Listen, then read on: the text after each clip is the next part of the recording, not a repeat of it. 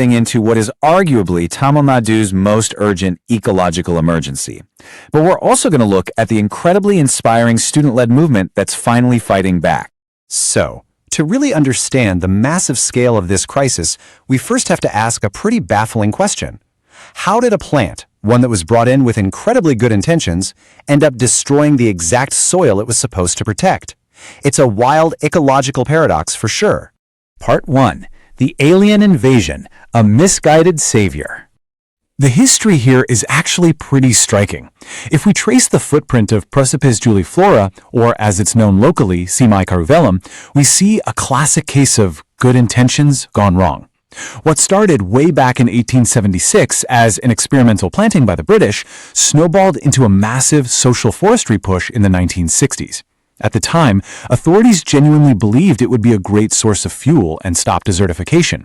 But skip ahead to today, the Madras High Court has actually issued strict mandates for its complete mechanical eradication. The thing about Seemai Karuvelam is that it aggressively forms these incredibly dense, impenetrable thickets. I mean, it doesn't just grow, it conquers. It literally suffocates the native biodiversity of the southern tropical dry deciduous forest, completely pushing out the indigenous shrubs and trees that local ecosystems and grazing lands desperately rely on.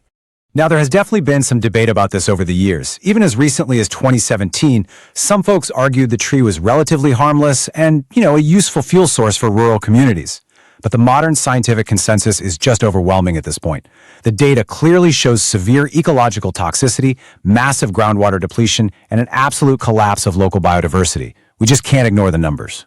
Section 2. Stealing the groundwater. The silent theft. Right now, in the Sivagangai District, there is a hidden crisis unfolding right beneath people's feet. Agricultural bore wells that used to easily tap into life-sustaining water at just 100 feet down, well, today they have to drill past 400 feet just to find a single drop. It's essentially an invisible drought being engineered underground. And when you compare this invasive plant to native trees, the numbers are just staggering. Seemai Karuvelam literally guzzles up to 8 times more water than native species. To put that into perspective, it pulls a massive 4 liters of water from the earth just to produce a single kilogram of biomass. It's basically functioning like a giant biological water pump, just draining the entire ecosystem dry. And because this invader actively destroys the native canopy cover, the broad leaves that normally cool the ground, bare soil temperatures during the Tamil Nadu summer can hit a scorching 55 degrees Celsius. At that kind of intense heat, natural forest regeneration is practically impossible. The soil is quite literally baking. Section 3. Why simple cutting fails. The biological fortress. So, you might be thinking, well, why not just grab some axes and chop them all down? Well, Seemai Karuvelam isn't just a normal tree.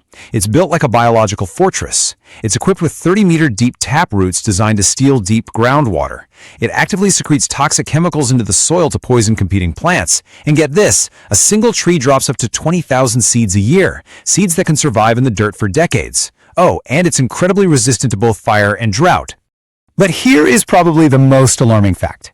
If you try to just cut the tree down, it actually triggers its biological defenses. Cutting the stem causes up to 15 new stems to aggressively sprout right back from that single stump within just a few months. So you try to cut down one problem and 15 more pop up in its place.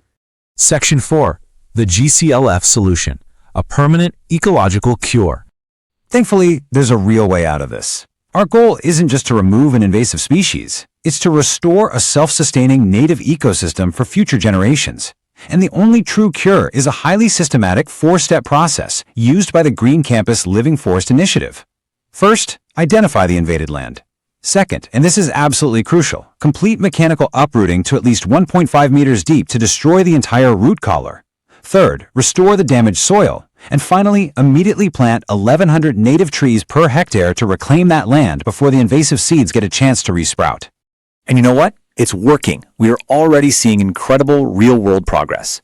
The state government recently informed the High Court that 517 villages have successfully been declared completely Seemai Karuvelam tree. That is a massive win. Section 5. Student-powered restoration. The heroes of the movement.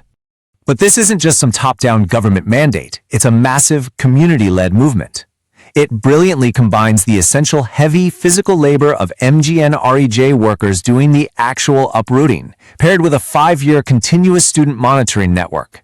They're using modern digital visual surveillance via mytree.in to track progress, and it's all backed by the long-term stewardship of the Tamil Nadu Forest Department. This multi-layered approach is exactly what creates a permanent defense against any future regrowth. And the absolute driving force of this entire ecosystem revival? 10,000. That is the number of college students actively serving as green ambassadors right now across 100 higher education institutions. They are literally out there protecting their local landscapes. Section 6. A living ecosystem. The vision for the future. To see what the future holds, just look at the Kappalur Reserved Forest. 68 acres there are actively transitioning from dry, invaded wastelands back into vibrant, self-sustaining ecosystems. The goal here is a complete reversal of biodiversity collapse, creating a real, welcoming home for returning pollinators, birds, and mammals that had basically been forced to flee the area. The ultimate vision is for every single educational campus to transform into a living forest.